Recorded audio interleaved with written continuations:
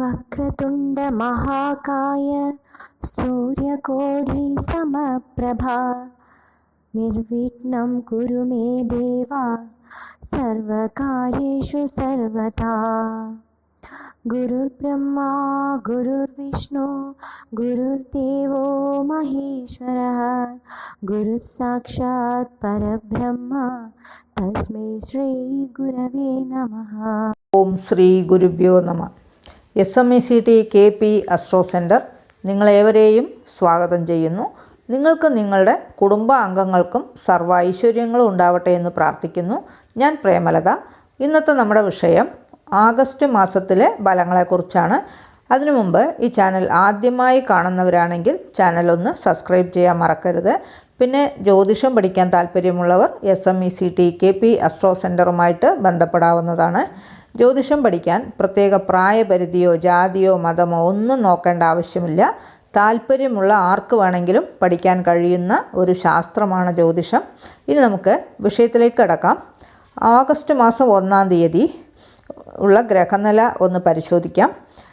ഇടവൻ രാശിയിൽ വ്യാഴവും കുജനും, മിഥുനത്തിൽ ചന്ദ്രനും, കർക്കിടകൻ രാശിയിൽ രവിയും, ചിങ്ങൻ രാശിയിൽ ശുക്രനും ബുധനും, കന്നി രാശിയിൽ കേതുവും, കുംഭം രാശിയിൽ ശനിയും, മീനത്തിൽ സർപ്പിയുമാണ് മാസത്തിൻ്റെ ആരംഭത്തിലുള്ള ഗ്രഹനില.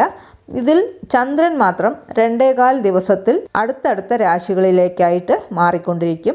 ഈ ഗ്രഹനിലയുടെ അടിസ്ഥാനത്തിൽ ഒരു രാശിയിലുള്ള 2.25 നക്ഷത്രക്കാരുടെ ഫലങ്ങൾ വിശദീകരിച്ച് പറയാം. ധനുരാശിയിലുള്ള മൂലം, പൂരാടം, ഉത്രാടത്തിൻ്റെ 1-ാം പാദം എന്നീ നക്ഷത്രങ്ങളിൽ ജനിച്ചവർക്കും, ധനു ലഗ്നത്തിൽ ജനിച്ചവർക്കും, പിന്നെ കേതുവിൻ്റെ ദശ, ശുക്രൻ്റെ ദശ, സൂര്യൻ്റെ ദശയൊക്കെ നടക്കുന്നവർക്കും ഈ മാസം രാശിനാഥനും ലഗ്നാധിപനുമായ വ്യാഴത്തിൻ്റെ ഷഷ്ടമ ഭാവസ്ഥിതി ഏത് കാര്യവും തൻ്റെ ഇടത്തോടുകൂടി ഉറച്ച തീരുമാനങ്ങൾ എടുക്കാൻ കഴിയും. ഇവർ പറയുന്ന കാര്യങ്ങൾ മറ്റുള്ളവരെ കൊണ്ട് അനുസരിപ്പിക്കാൻ ശ്രമിക്കും. മത്സരങ്ങളിലൊക്കെ വിജയിക്കും.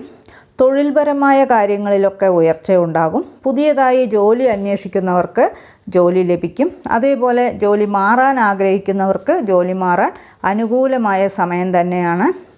സർക്കാർ ജോലിക്കായി പരീക്ഷകൾ എഴുതുന്നവർക്ക് പരീക്ഷാ വിജയം ഉണ്ടാകും. ഉദ്യോഗത്തിലൊക്കെ ഉള്ളവർക്ക് ഉദ്യോഗത്തിൽ സ്ഥാനക്കയറ്റവും സ്ഥലം മാറ്റവും ഒക്കെ ഉണ്ടാകാനുള്ള യോഗമാണ് കാണുന്നത്. ദീർഘദൂര യാത്രയ്ക്കുള്ള യോഗം കാണുന്നുണ്ട്.